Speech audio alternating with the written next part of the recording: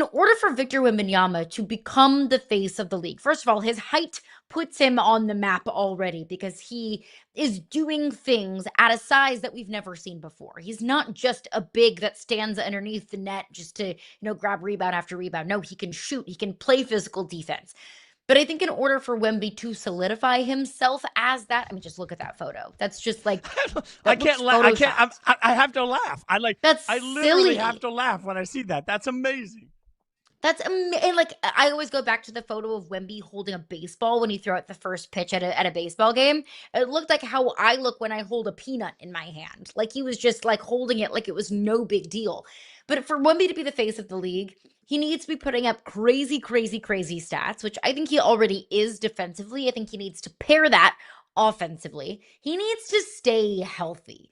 We didn't see that last year. And I know he's doing everything in his power to stay healthy and to stay on the court for the better part of the season, but he needs to stay healthy. Not always a given when you're allegedly 7'7". And they need to win.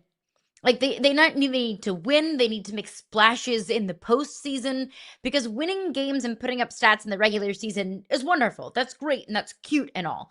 But Giannis isn't Giannis because in Milwaukee because of what he did in the regular season. The Joker isn't the Joker because what he's done in the regular season. They are who they are. Ant isn't who he is because of what they did in the regular season. It's because of what they've done in the postseason. It needs to come in the form of winning games in the postseason and winning championships. That's how you become the face of the league.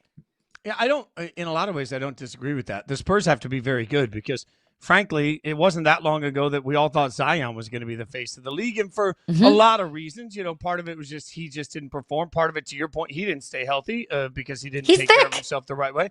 Yeah, like all of these things, there are a million reasons to stack up, but Zion never really lived up to what the Zion hype should be. Just like there are a million reasons off the court, particularly why Ja Morant hasn't become the face of the NBA. But if Memphis had turned into an annual championship caliber basketball team, that probably would be a much different situation. Ja is a star, but he's not the face of the league. Zion's a star. He's not the face of the league. The Spurs have to become very, very good. And in the process, I think the other opportunity is that Wemby has to do something that feels impossible because let's look at a couple of the examples you gave. Giannis and just the explosiveness with which the way he played the game, particularly when they were winning a championship, was so jarring when you watched it, you had to pay attention. The Joker, like you look at the way he passes, and we've never seen a big man do that. So I'm looking at how does Wemby become the face of the league? It's the always elusive quadruple double, right? Like you start talking about what it takes to actually have a quadruple double and what it takes to make that happen. It's only happened 4 times in NBA history. Wemby could absolutely do that. There is no doubt in my mind that Wemby could do that repeatedly throughout the course of this season. You see the 4 that we have here, David Robinson and Olajuwon, the 2 household names to most people. Could Wemby drop the 5th? I don't even think it's can Wemby drop the 5th.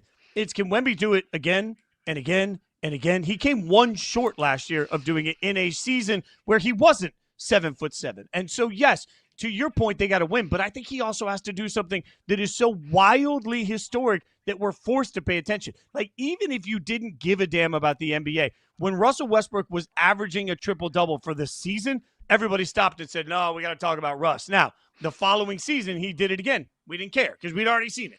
You do something that people have never seen before, everyone stops to pay attention. In my mind, the way that Wemby can become the face of the league is because he's so huge and he forces people to step out and cover him. He can actually shoot. Like, he is a force on the defensive side of the ball. He's going to be able to out-rebound everybody because all he has to do is stick his hand in the air. That's an actual NBA player that is nipple height. Like, but he's also athletic. Like, I'm old enough to remember watching Manute Bol painfully walk up and down the court, and it just didn't ever look athletic. I delivered a pizza to George Mirasan when he played for the Wizards when I was in high school, right? Like 7'7". No way. They had custom doors. His dog was taller than I am. Like, really nice guy. Hell of a tipper, too. All the way back then. Hell of a tipper. Like, there is something to, we've seen tall guys, but we've never seen tall guys that force you to do what Wemby does. Wemby is the tall equivalent of what Jokic has done to the big man and is going to continue to force you to move out and out and out when you defend him.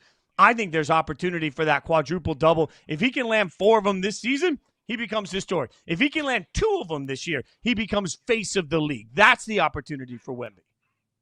Yeah, the big man has changed and evolved over time in the NBA. The modern big man is like KD, who can pull up from three, can shoot from anywhere. That's what I think Wemby has the capability of doing. Let me push back on that though, because look, you say if he does something multiple times in one season that has only happened 4 times in NBA history in a quadruple double. Why is that what it takes for Wemby to be the face of the league? It didn't take that for Luka to be the face of the league. It didn't take that for LeBron to be the face of the league. Why is that what Wemby has to do? Like, why does he have to have multiple quadruple doubles in a season to be considered the face of the league? I almost feel like that's disrespectful to Wemby. Like, yes, he's going to have to put up big time numbers. Like, that's what any kind of face of the league, MVP caliber kind of player, defensive player of the year kind of player, which I think, Wemby absolutely is in contention of being. Like, any player that is in contention for those kind of awards have to put up gaudy numbers. But I don't think it's going to take 2, 3, 4 quadruple doubles in a season for us to pay attention to Victor Wembanyama. At least it shouldn't. To pay attention, no. But to make him the face, yes, because he plays in San Antonio. Like, if Wemby played for the Lakers, he might be the face of the league. Like, I mean, this morning on SportsCenter, what were they talking about with the opening of the NBA season? It was, is the torch being passed to Luka? Because they're just like, if Wemby played for the Knicks, he'd be the face of the league right now. We'd be more than happy to make Wemby the face of the league if he played for the Knicks or the Lakers. It's just, well, then why isn't Jalen Brunson the face of the league? Because Jalen Brunson walking down the street doesn't look different than everybody else that's ever played in the NBA. I think it's the combination of those things. Like, Brunson could be the face, maybe. I don't even know. Could Brunson be the face of the league if he wins the championship for the Knicks? Is that suddenly going to make him truly the face? And to that point, I don't know, because like LeBron is such a huge personality. And think about when we say face for the last generation, Caroline, like LeBron James literally can host SNL. If LeBron tomorrow wants to host SNL, they're going to let him host SNL. That's face of the league, right? Like Steph goes out, like, is Steph walking down the street's going to get mauled by absolutely everybody, because even if you've never watched an NBA game, you love Steph Curry. Like, Steph could host SNL. That's face of the league. Like, Luka's not even there yet. No, Luka's not there yet. But to that point, that he plays in San Antonio, I think that's a very fair point, that's a small market team. But Giannis made Milwaukee relevant. Anthony Edwards made the Timberwolves relevant. SGA made the Oklahoma City Thunder relevant. Like, this past postseason was a postseason dominated, with the exception of the Knicks, by small market teams. So that's when I go back to winning and winning in the postseason. Like, I think that if Anthony Edwards wanted to be the face of the league, he absolutely positively could. And he plays in Minnesota. He doesn't wear a Knicks uniform. He doesn't wear a Lakers uniform. It's because of his personality. It's because of how he plays and the win-loss column in Minnesota. So I think that, yes, playing in a small market, you probably have to do more than if you played for the Knicks or the Lakers or another, big time market sexy team. I think the other thing too you have to do wildly more, Caroline. Like, this is, I'll push back to that, because as I've said before, I was on radio at ESPN 5 days a week when the Nuggets started their trajectory, and we knew they were going to win the championship. They were the best team in the league. And when we went to our bosses and said, hey, should we start talking about the Nuggets? They're going to win the title. We got laughed at. The answer was no. Like, find a way to talk about the Lakers, because most people just don't care about the Nuggets, right? Like, Anthony Edwards, we have him up on the screen here. If Anthony Edwards walked into a Starbucks today in a non-NBA market and there were a bunch of non-NBA fans there, nobody would know who the hell he is. Like, nobody. But if LeBron walked in or Steph walked in, oh man, I don't. The Q rating on to non-sports fans, if you're not a sports fan and Anthony Edwards walks in, you're going to say, wow, he's tall, he plays in the NBA. I don't like, as opposed to Steph or LeBron, who really are the two that have figured out, like, Steph and LeBron have become Tiger Woods to the NFL, like, or to the NBA, I should say. Wherever they go, they are just flat out recognized. It's just, it doesn't matter if you like sports or not. They've been in so many ads and so many pop culture things, and they've been in so many different places around so many different celebrities that even if you're only sports adjacent, you've consumed LeBron and Steph.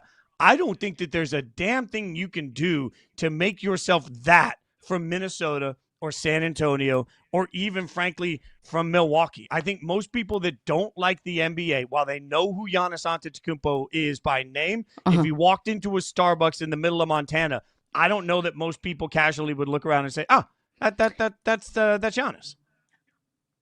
I don't know. Maybe I'm just so invested in the sports world that I can't even fathom a world where, a random Starbucks in Montana wouldn't recognize Giannis. So I will, we can have that conversation. I think that too, LeBron and Steph have been around for so long, and in a way, they're blocking the opportunity for some of these young stars to become that next LeBron and Steph. I also think what European stars have to overcome is the fact that we haven't been following them since high school. Like LeBron and Kobe's games were broadcast on ESPN.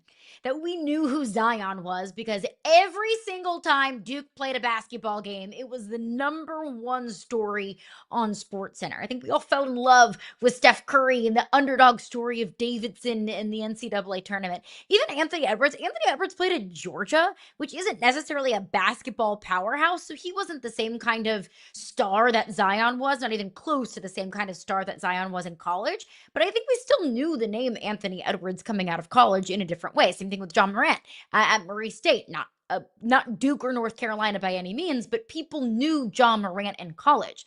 We knew Victor Wembanyama coming into the draft, but we weren't watching his high school games. Like, we weren't watching and growing up with Victor Wembanyama. Same thing with Luka Doncic. Same thing with Nikola Jokic.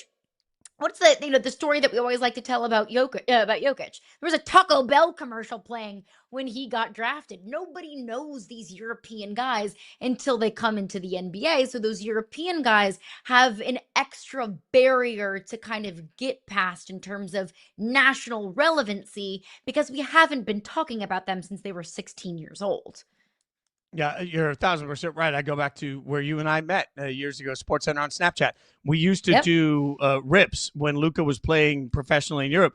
We were doing weekly rips on this guy, Luka Doncic, nobody had ever heard of. And what was funny is when we got ready for the NBA draft that year on ESPN proper and on radio and everywhere else I was covering it, people were stunned that I was sitting here planting the flag that Luka should be the first overall pick. And they're like, nobody even knows him. Well, you do if you've been covering European basketball for the last year. But you're right. That's just not a world that most of us live in. So when you're, whether you're Luka, having a beer in the tunnel, after an NBA finals, whatever, whether that's the version of Luka you are, or whether you're Joker who's going back home to just live on the farm during the offseason, I think that's part of the difficulty too. Like, if you want to become the guy that's on every poster everywhere you go, there also is this, are you in movies? Are you like that sort of pop culture? You're right. The guys that have been the face of the last generation were around for so long and did so many things outside of basketball. You couldn't help but fall in love with them. I don't know that there's ever going to be a spot where suddenly we're seeing Luka Doncic starring in a comedy that's in theaters.